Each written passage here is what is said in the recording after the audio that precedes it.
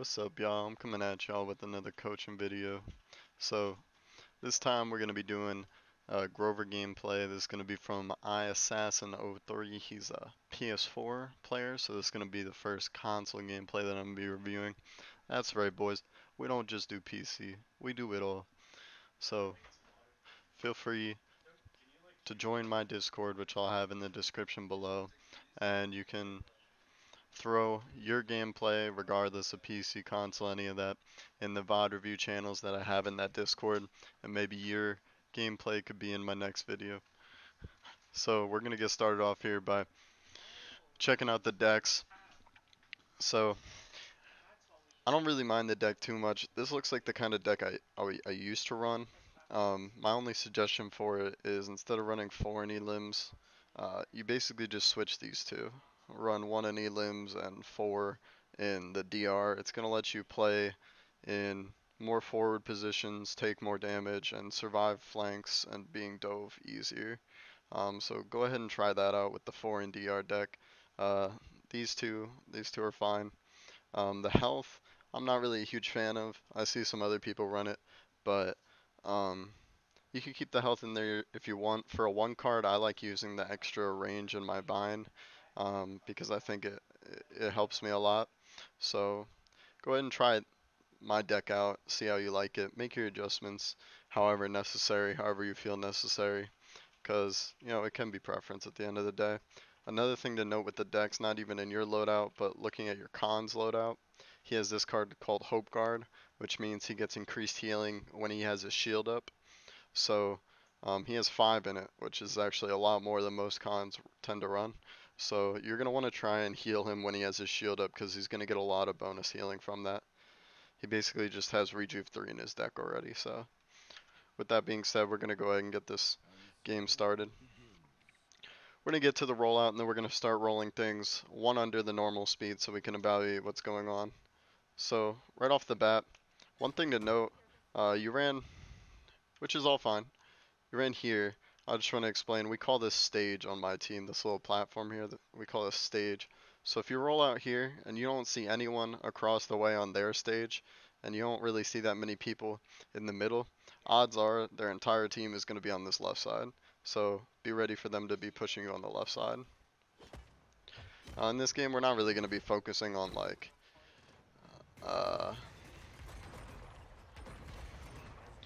not going to be focusing much on like his ability of aiming or anything like that, because you could always work to improve that stuff. We're going to be focusing on other things.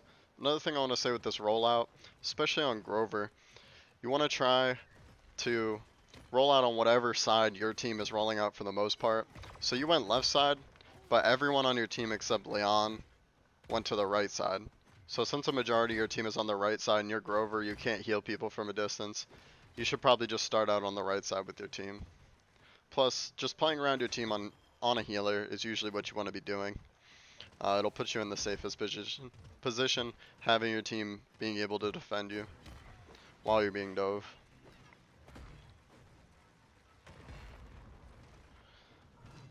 So right now we're doing fine.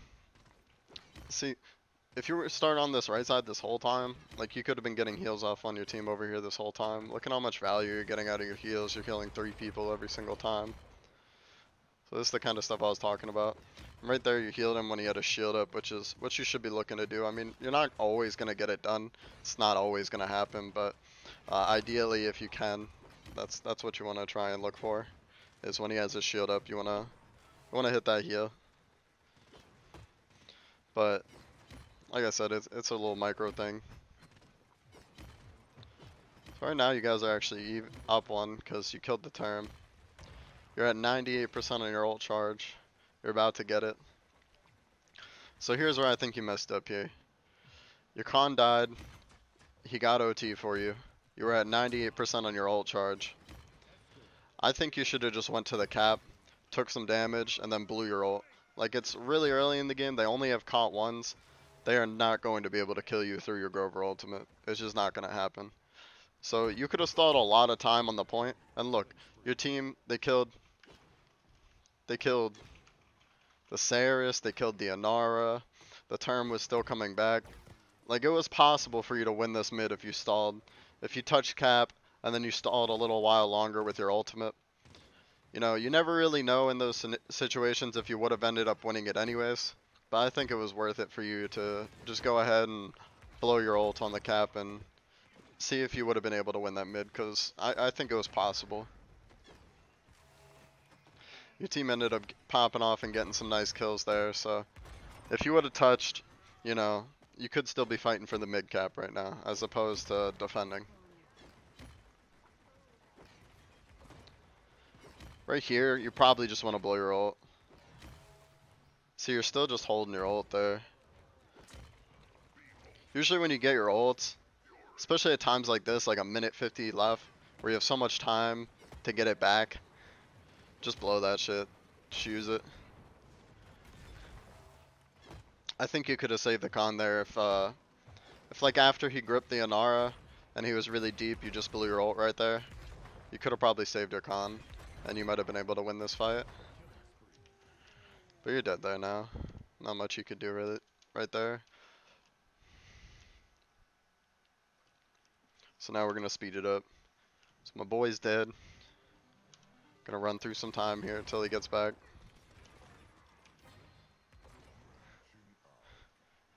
Alright, now we back. So like right now, since there's not really anyone in the mid pressure, if you were to sit in that little mid tunnel, you'd probably be able to heal the people on the left side and the right side. Something on Grover you can't really control outside of a team environment is your team splitting up really heavy. But if they do that, all you can really do is you spam group up, VV, VG, I don't know what it is on console, but you just spam group up. If they don't listen, that's out of your control, they're just gonna die. You just gotta play around the majority of your team and whatever they're doing. So that's what you're doing here. Like the Leon, she just went to the left. She can't get heals. She just kind of killed herself. That's out of your control. But you only really need to focus on what is in your control, because that's all you can focus to improve on. You can't improve other people's gameplay that you don't even know. So try not to dwell on your teammates too much, and just focus on improving your own gameplay. So right now, you're spending all this time on this term, but meanwhile, the con's low as hell. Probably, you had your heal up. You ended up hitting the con with it, but you could have probably just backed up sooner and hit the con with the heal. That's a really nice ult here. You ended up getting out of the Saris LOS, so you didn't have to blow the ult early. If you did, it wasn't that huge of a deal. Grover ult's really good at countering Saris ult, so it's a pretty good matchup for you. And that was a really nice ult. You just saved your whole team there. But like I said earlier on, if you would have used your ultimate at that mid cap to stall, or when that con died the first time, you probably would have had it back by that time anyways. So like you just want to be using your ult more frequently in times like that. Strogos has it out for you. He went for you instead of the con. I don't even think he meant to hit the con there. He ends up hitting the con. But this is something to note. So it's looked like every single Drogoz punch has gone towards your direction or towards you. So it feels like the Drogoz, he wants your booty this game. He wants you. So you gotta be worried that whenever you hear, behold the dragon's fury, you gotta book it. They're pushing in. Ooh, right there. If you touch just a second sooner, and that's what I'm saying, having the DR comes in handy. Like if you touched a second sooner, took some damage, and then use your heal, and then you have that DR bonus, I think 100% your con gets back there. I don't know if they win it afterwards, and I don't know if you live from it, but I think that's a risk you gotta take. Just touching a second sooner, and I think if you're running more in the DR card, you're gonna be able to tank more damage, and you probably would be able to get off of when your con gets there and trade places with them. I don't know if you guys would have won it, but it's just a little micro decision. I do think though, if you did blow your ult, you might have been able to win the mid way back, so you would never got pushed in that case.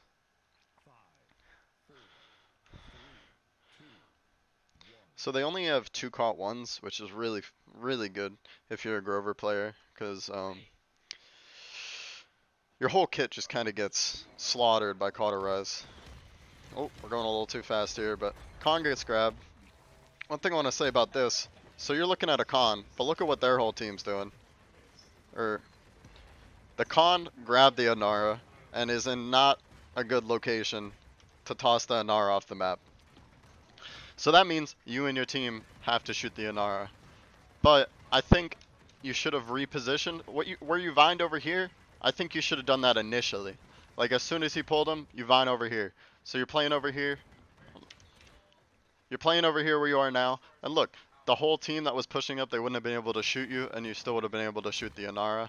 That's just something you got to be conscious of. If you're shooting a con ult, is their whole team's either going to be looking at your con, or they're going to be looking at you shooting the con. So you got to be careful. You got to make sure you're in a safe position where you're out of the LOS of the enemy team, so they can't punish the con ult and trade it like that. Because that was a good trade, regardless. If you would have lived, I think your team would be winning this cap right now. This is a good dodge in the Vic ult. I thought you were about to peek here, and I would have been really mad. Because you vined the first shot, wasted some ult charge. You know damn well that Vic's going to push you after that ult ends. I think you probably, it's a tough scenario, because you don't really have much map control. But you probably would have had to just push behind the term or to the left of cap. You end up living anyways, but you're zoned out from your con, and he's taking a lot of damage right now. He ends up living. Con's so hard to kill, man. Puts his shield up, that extra healing, that rejuve. Right here, your ult's about to come up. Ult now. Perfect. So that's great awareness of your ult charge. So that's a really good game knowledge right there. To know that you're gonna have your ult up right now and to use it right there. And I think you just saved this whole team fight right there. If you didn't ult right as soon as you got it, if you didn't hit that axe to give you that 2% for that ult charge, you would have lost that fight 100%. So that was really nice there.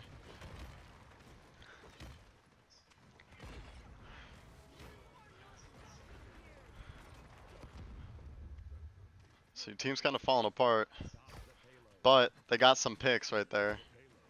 And I don't think the Terminus had ult. So I think in that scenario, alright, so your team's been fighting on the cap for a really long time now. That means that as soon as that OT starts ticking down, it's going to go really, really fast.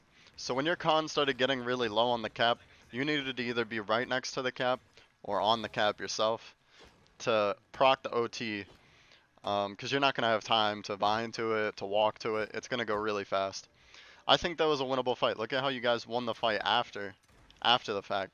If you touched right there, or were playing right next to the cap, and then touched as soon as he died, I think you guys win that fight. I'm not sure if you guys win the retake, but it's looking pretty good.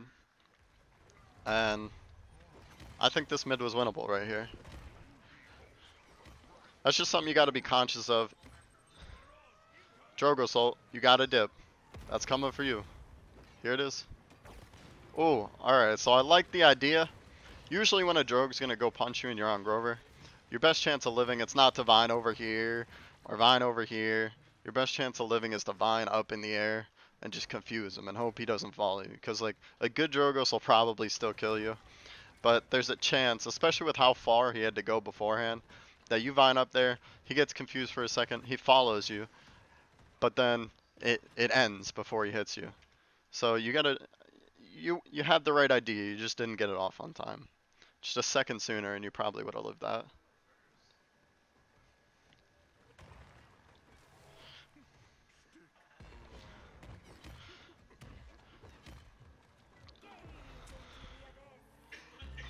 So right here, that's a habit I have even myself of doing. You don't end up dying because it's only Saris, but this is a habit that me and a lot of other Grover players need to break because it's just not good. So instinctually you want to vine out of danger, but in that scenario, in a Saris ult scenario, let me pause so I can talk this out. Saris ulted right here. You have your vine and you're like, alright, I'm in danger, I gotta vine out of it. Unless you can vine like up there or over there to where you're out of the Saris ult's LOS, the vine's not worth it because you're still gonna get pulled in, and Yeah, unless you can move out of the LOS, you're still going to get pulled in. And then when you do get pulled in, you're not going to have your movement for a few seconds afterwards. So if there were more people there ready to punish that Sarasol, you would have died 100%. So you either Vine out of the LOS of the Sarasol, or you just take it and you save your Vine until after you get pulled in, and then you use your Vine to get out afterwards, if you're still alive. Or you ult it if you have it, but you didn't have ult, so.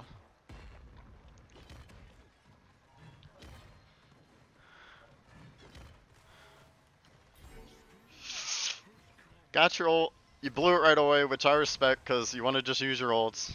But I don't think you needed the ult there. I really don't. The heal did the job. I know you can't really predict that the Khan's gonna grab the term there, but you did heal the Vivian. She had her shield up. I don't think she died. And then once you did ult, you probably wanted to stay closer to the Khan for a few more seconds. Usually, by the end of the Grover ult, you want to be in a safe location, or else you're just gonna die when it ends. But I think you could have stayed like an extra second on the Khan, and he wouldn't have became half health there. But other than that, yeah, just questionable up there. Everything seems to still be working out though, so you just don't have your ult.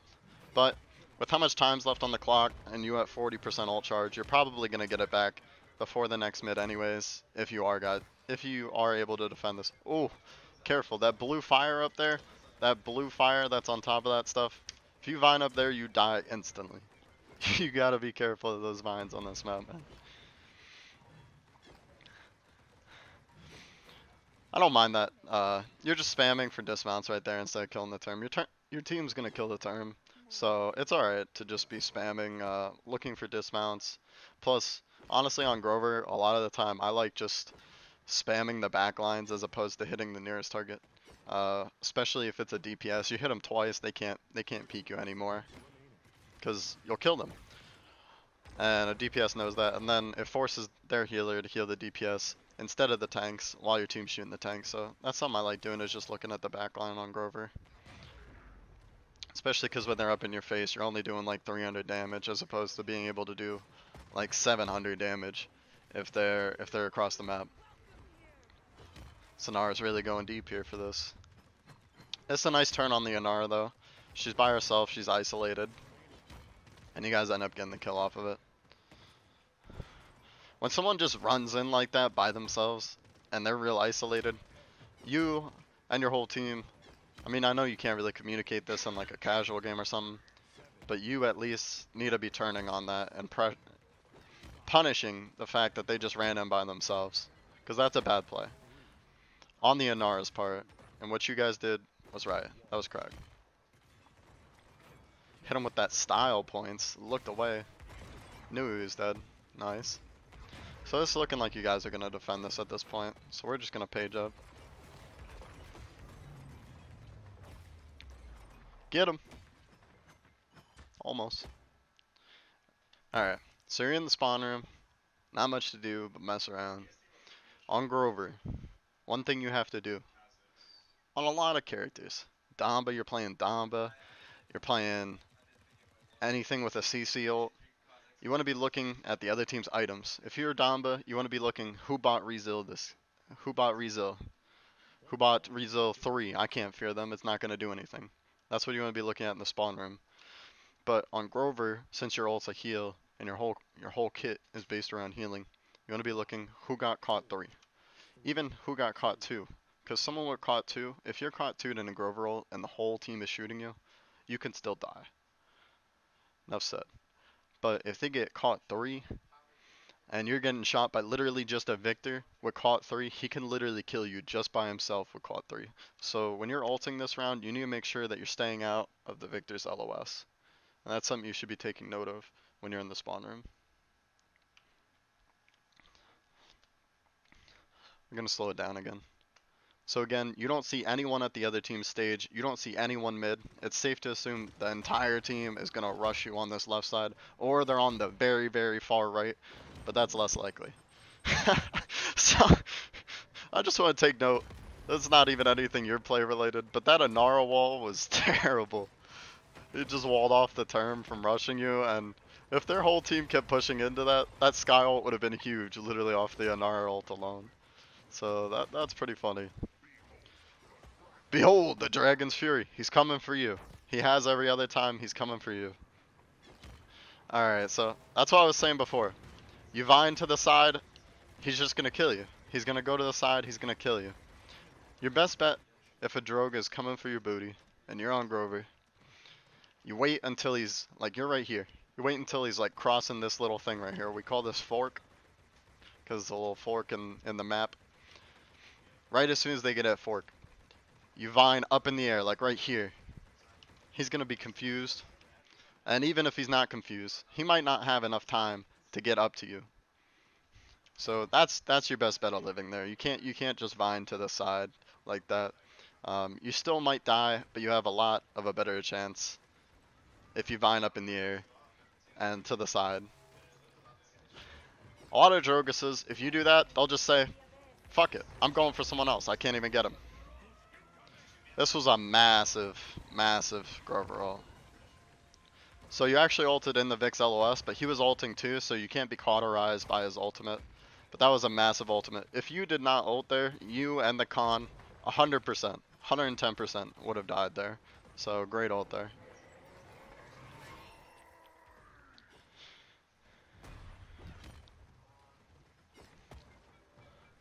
So a little bit before this, you healed, but the Leon was just barely out of your LOS.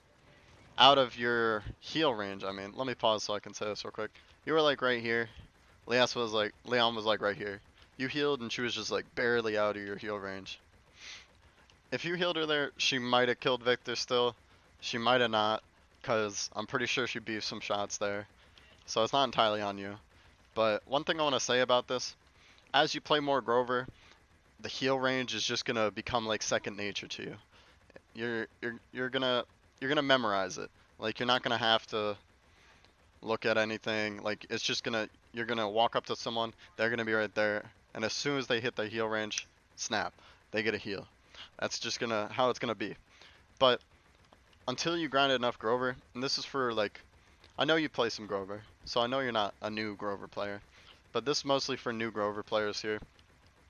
If you're not entirely certain if someone's in your heal range on Grover or not, a tip I can give you is to just walk up to them and then hold your heal until you see your passive heal proc on the person. And then once you see your passive heal proc on that person, you know 110% they're in your heal range and you can use your heal.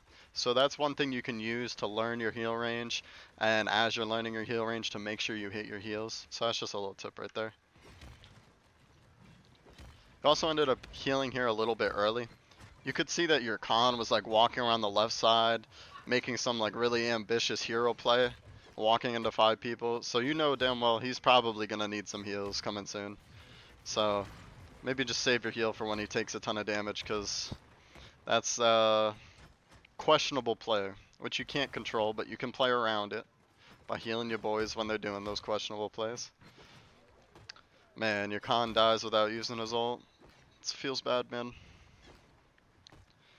That's GG. Alright, so a few things I want to say about this game. One, I want you to try that deck. 4 in DR, 5 in range, 4 in perennial, and then 1 in either Elim reset or 1 in health, and then try the 1 in the Vine range card. That's the deck I'm running right now. I think it's pretty good, and I want you to try it out. Adjust how you see fit. Adjust around your playstyle, but that's the one I like. The DR4 is going to allow you to walk in, you'd be able to get those touches earlier, and you heal and you get some DR, you live longer. It's also going to help you when people are diving you. It's going to help you sustain your life easier that way. Plus, you have to play in some risky positions on Grover to get your heals off on multiple people. That's just how it is. So the DR helps a ton with that. I want you to work on surviving those Drogue ults, practice it, try vining high up and to the side when they get near you. You almost had it that one time, just a little bit too late, but you had the right idea. Just do that same thing a little bit sooner. Another thing I want you to work on is optimizing each heal. I want you to make sure that when you're using your heal, it's a pretty long cooldown. When you're using your heal, you want to try and make sure you have as many people in your heal radius as possible. So if someone is a little bit out of your heal range and you know you could walk over there and then use your heal, you do that instead of just using it off cooldown. Um, but you did a pretty good job of that. I want you to work on touching and playing next to the cap when OT has been going on for a while. Both of those mids that you lost, except that last one. The last one, I don't know. You did well. I think you might have lost that one regardless. But the first two mids, I think if you touched, there was a possibility that you won that mid. So, especially on the second one, where your con has been stalling cap for a while, that means that the timer on the OT is gonna tick down really fast, and so you need to either be right next to the cap or on the cap when he's low on health, so you can be right there to touch. Um, Want you to grind more Grover, and these things will come to you. You had really great ults this game, and with a few minor differences, I think you could have won those first two mids. I think this was a winnable game. You had really good ults, and you got some potential. I didn't really show it that much, but so the buy order this game, he bought Chronos 2, he went Morale, and then he got Haven. Uh, I agree with that buy order. I think that's the correct buy order. I like going Chronos first on Grover into Chronos 2, and then you can either move. I usually go into Morale boost, or you can move into defensive items if you feel like you're getting targeted a lot. Um, but especially this game where they didn't have a lot of cots, I like morale boost. So he got that morale boost one, and then he ended up getting the Haven, which I'm fine with because Victors, they will melt you. They will melt you fast, so the Haven helps with that. So that's it for this video. Um, Remember to check out my Discord in the description below. Join, and if you want your gameplay to be featured in the next video, throw your gameplay in the Match IDs channel in that Discord. And yeah, thanks for watching. Have a good one.